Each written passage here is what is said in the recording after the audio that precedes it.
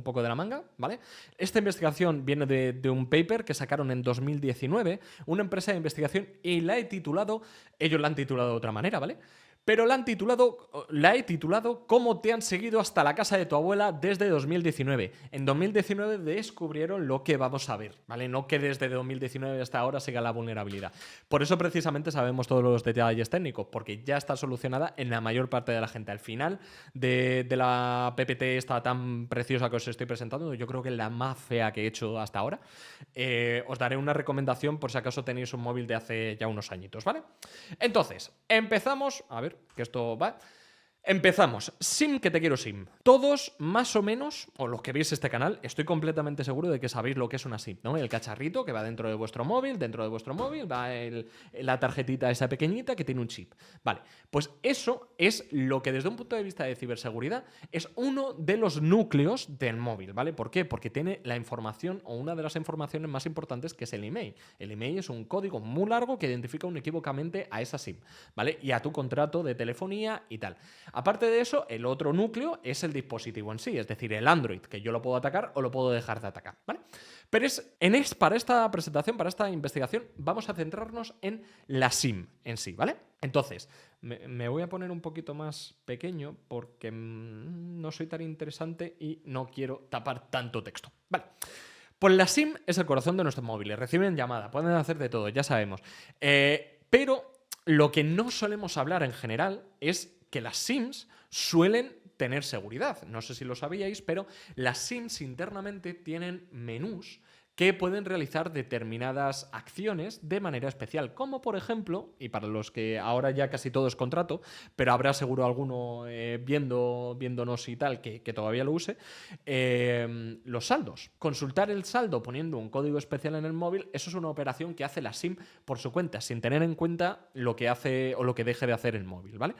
Tiene información, la SIM, de todo tipo, lo más importante, lo que hemos dicho es el email, y tiene protecciones para que solo determinadas entidades accedan a determinada información y solo determinadas entidades puedan lanzar determinados comandos, como por ejemplo consultar el saldo de tu cuenta, ¿vale?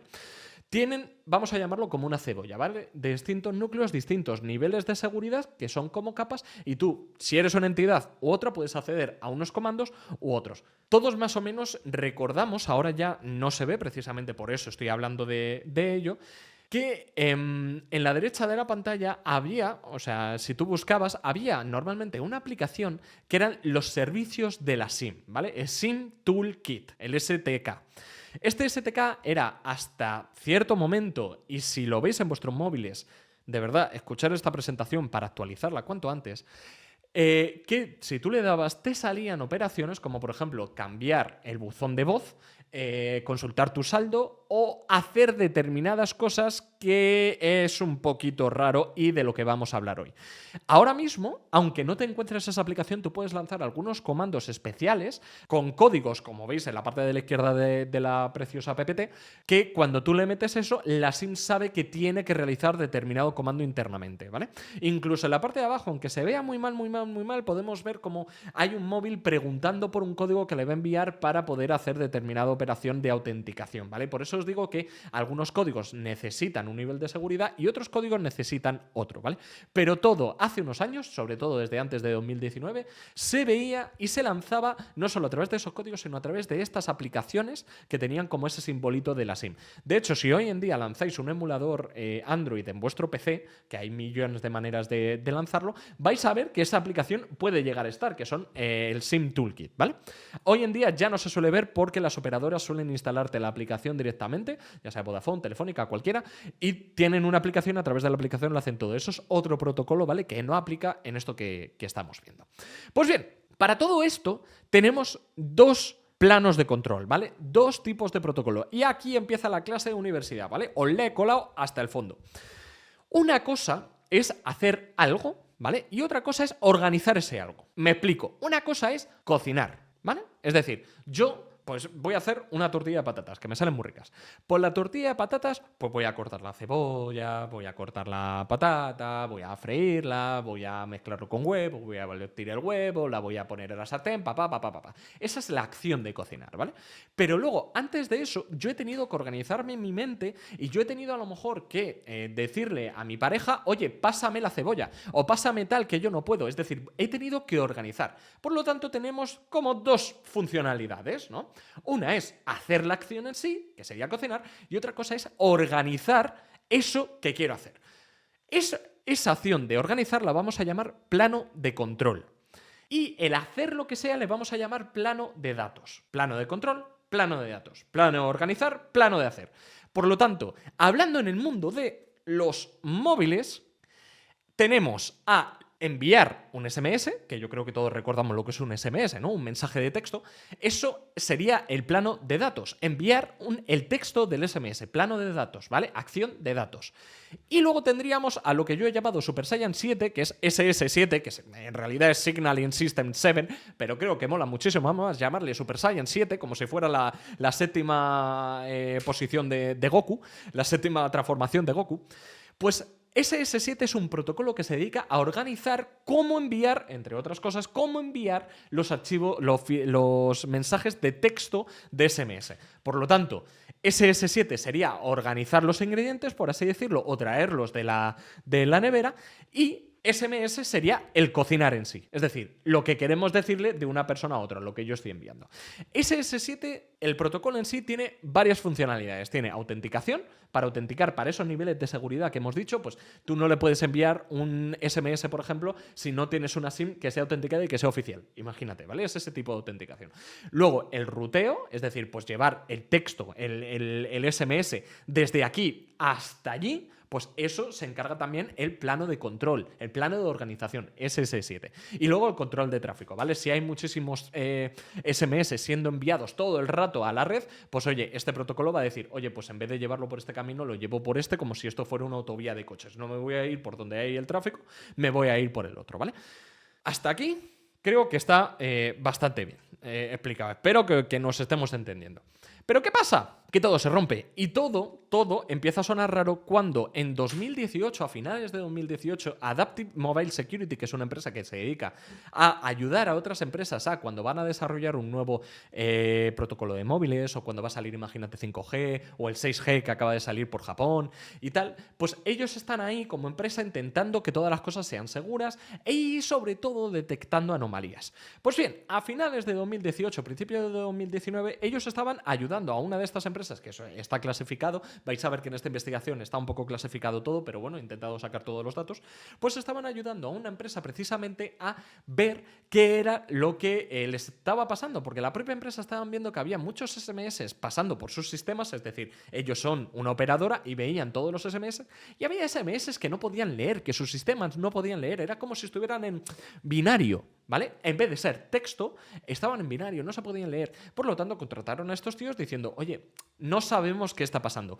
Además de eso, estaban ayudando a otra operadora de otro país, son internacionales, Adaptive Mobile Security, estaban ayudando a otros para generar un nuevo protocolo que no fuera ni SS7 ni SMS. Spoiler, no salió bien. Pero estaban como muy metidos en el tema móviles, antenas, cómo se transmite la información y tal.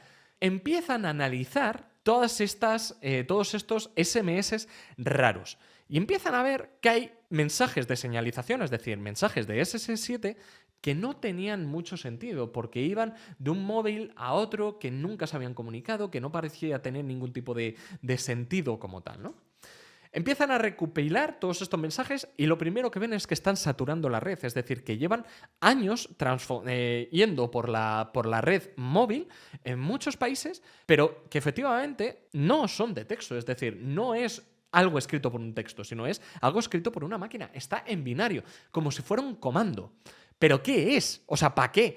Bueno, pues cuando quisieron empezar esta empresa Adaptive Mobile Security, que recordad, o sea, mirad que tiene mobile en el nombre, y aún así, para poder hacer ingeniería inversa de esos mensajes está mal decirlo mensaje de texto, esos SMS, porque ya no eran de texto, eran binarios, pero que iban por ese plano de datos, por el mismo plano de SMS, pues tuvieron que desarrollar herramientas específicas para esto de ingeniería inversa, para que os hagáis una idea que quien estaba haciendo esto, quien estaba enviando estos SMS, estaba por delante de unos tíos que dedican su vida y su empresa al completo para poder proteger de estos ataques, para que os hagáis una idea.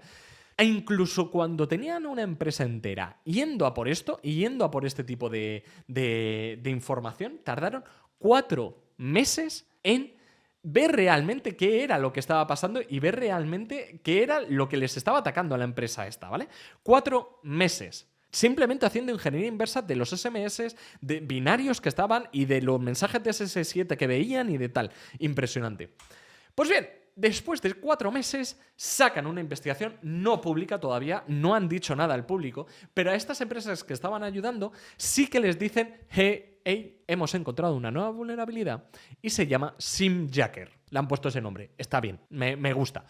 Solo los operadores móviles y los fabricantes de SIM podían solucionar esta vulnerabilidad. Tened en cuenta que en este momento estaban hablando de que habían encontrado un fallo en el protocolo y en la manera en la que las operadoras estaban haciendo las SIMs en sí. Todavía no le decían nada al público de lo que estaba pasando, simplemente a sus clientes, a los que les pagaban, les decían, oye, SIMJacker lo tienes en tu sistema, así que ten mucho cuidado.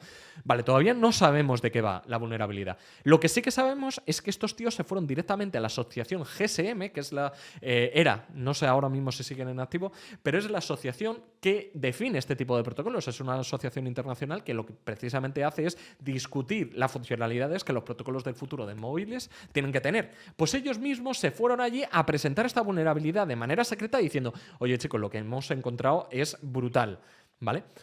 La vulnerabilidad encima, en esa presentación, ahora sabemos que dijeron que era muy fácilmente replicable por cualquier grupo de hackers, pero que ellos pensaban que solo había un grupo de hackers ahora mismo explotándolo, porque siempre veían como el mismo patrón de ataque. Pues bien, meses después, luego veremos el timeline completo, meses después llegaron y explicaron de qué se trataba. ¿Os acordáis eso que hemos hablado al principio? El STK, que son comandos, que son el SIM Toolkit, que son comandos que la SIM tiene grabado en su chip internamente para hacer determinadas cosas.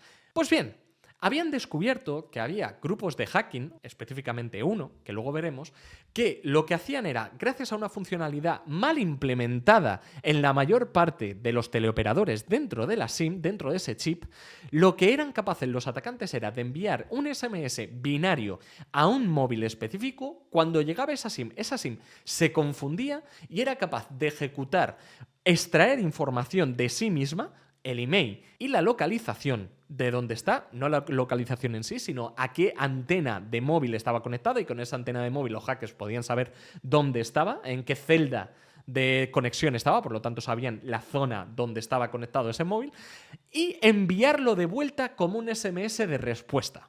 Por lo tanto, era como meto pala, saco tripas, meto navaja, saco tripas, como los Simpsons, básicamente.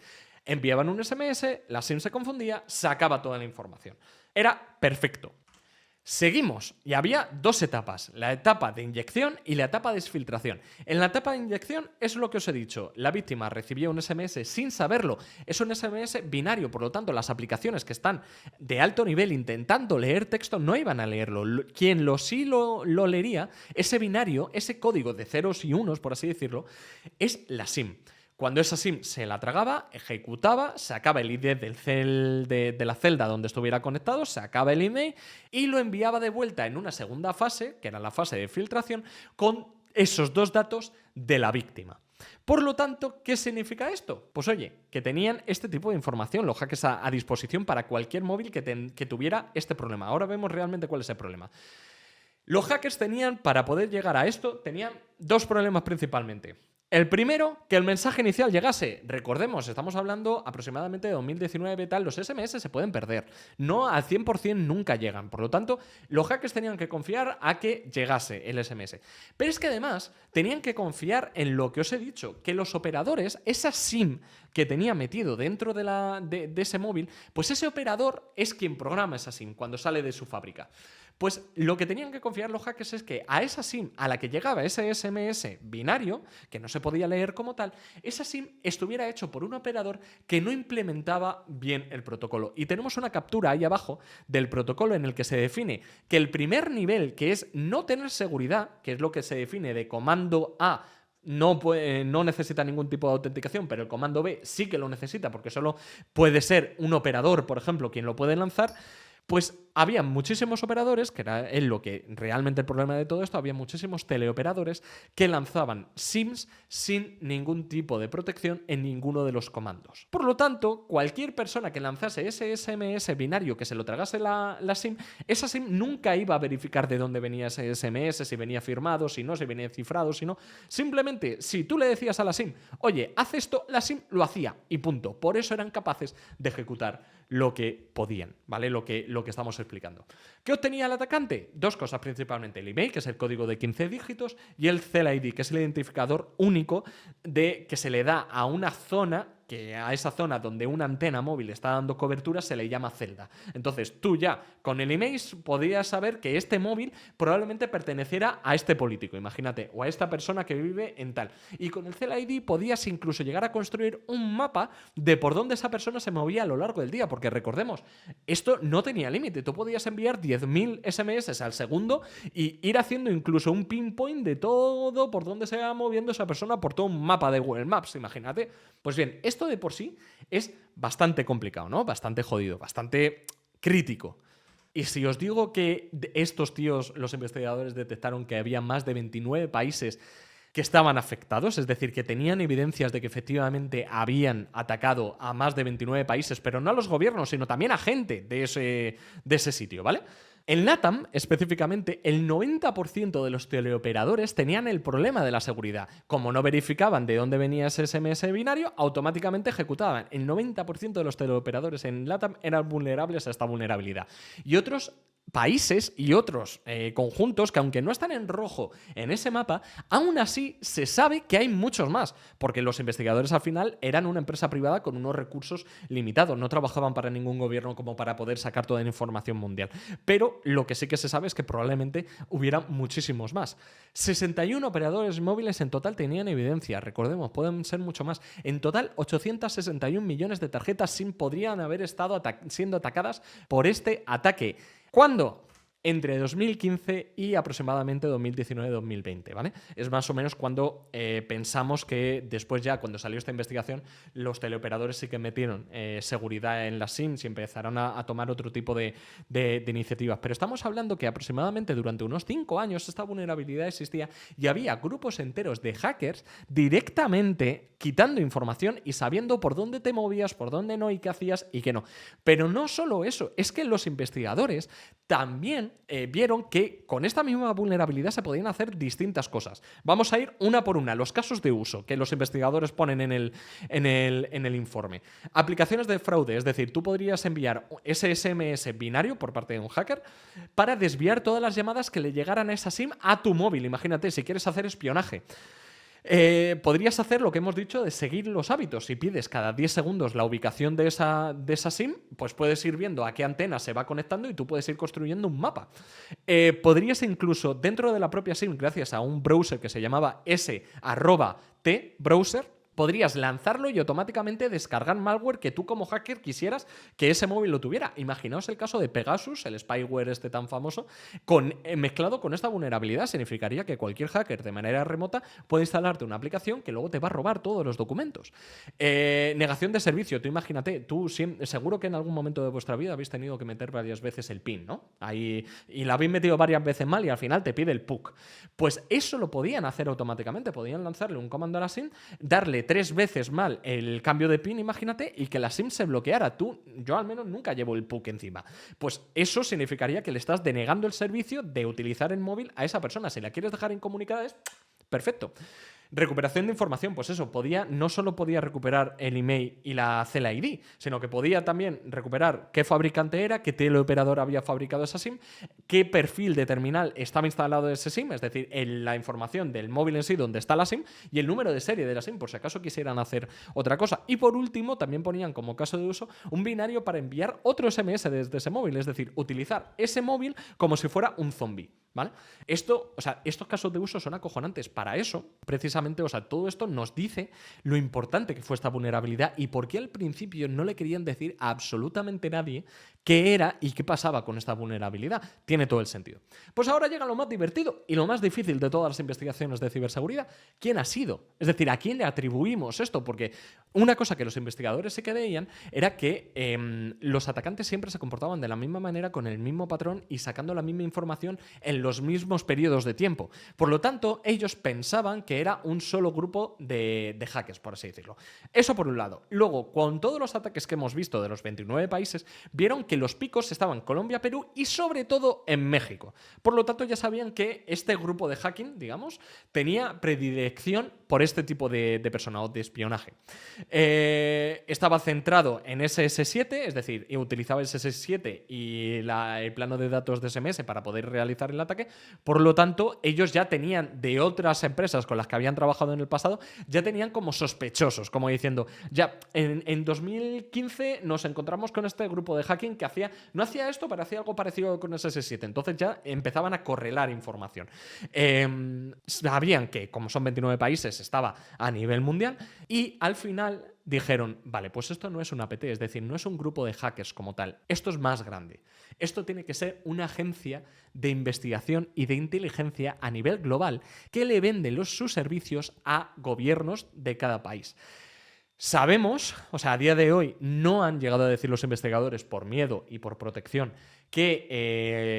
cuál servicio de inteligencia piensan que es. Creen, sí que lo dicen en el informe, que es un servicio de inteligencia global, no atado directamente a un gobierno, sino que vende sus servicios a los gobiernos y que, sí que es muy importante decir que ellos no pensaban que fuera solo un grupo de hackers y punto, sino que había un grupo de hackers, pero sobre todo esto era una empresa de venta de servicios de inteligencia a gobiernos y a otro tipo. El caso es que no dicen específicamente qué nombre es, así que no podemos continuar a partir de ahí. Dicen que es por su propia protección, para que veáis qué importante es este tipo de cosas y este tipo de informaciones, ¿vale? Por lo tanto, ya al final, para dejaros en paz, ¿cuál es la solución? ¿Cuál es lo que dejaron, lo que hicieron al final? Lo primero, todos los teleoperadores dejaron de utilizar este browser que hemos hablado que se puede usar. Lo empezaron a dejar de utilizar. Lo segundo, empezaron a autenticar todos los comandos que llegaban a la SIM. Y lo tercero, empezaron a hacer pentesting, empezaron a hacer pruebas de seguridad antes de sacar cualquier producto al mercado. Esto no es más sino un ejemplo de lo complejo que puede ser la ciberseguridad y de lo impacto que tienen cosas que no tenemos por qué saberlo. Esto fue desde 2015 y lo descubrieron una empresa de seguridad por casualidad, porque les contrataron en 2019. Imaginaos ahora mismo la cantidad de ataques y la cantidad de vulnerabilidades que hay que no nos damos cuenta, ¿vale? De espionaje, de 0 days, de 1 days, incluso de cualquier cosa, ¿vale? Así que nada, espero que os haya gustado esta pequeña investigación de ciberseguridad y yo creo que denota lo importante que es hoy en día estar enterados de todo esto. ¿Por qué? Porque un pueblo que no conoce su historia está condenado a repetirla. Así que espero que esto hoy en día no esté pasando. Así que nada.